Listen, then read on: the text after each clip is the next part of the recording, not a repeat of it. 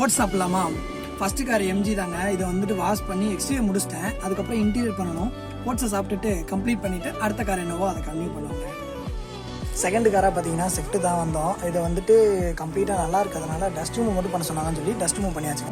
Third காராக பார்த்தீங்கன்னா criteria தாங்க வந்திருக்கோம். இதை வந்துட்டு பாடியும் சைடு மிரர் வந்து சேர்த்துரிச்ச மாதிரி இருந்துச்சு. அதை கம்ப்ளீட்டாக வந்து ஃபோம் வாஷ் பண்ணியாச்சு. இன்டீரியர் எக்ஸ்டீரியர் ரெண்டுமே கவர் பண்ணியாச்சுங்க.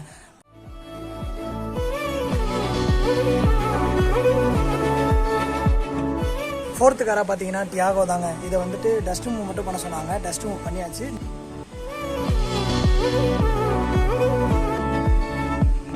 ஃபிஃப்த்து காராக பார்த்தீங்கன்னா மஹேந்திரா தாங்க.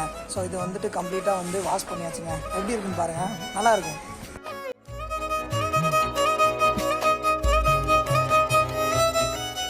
சிக்ஸ்த்து காராக பார்த்தீங்கன்னா பொலினோ தாங்க வந்திருக்கோம். பிஃபோர் எப்படி இருக்குன்னு பார்த்துங்க, நான் காட்டுறேன். அதுக்கப்புறம் ஆஃப்டர் எப்படி இருக்குன்னு பாருங்கள்.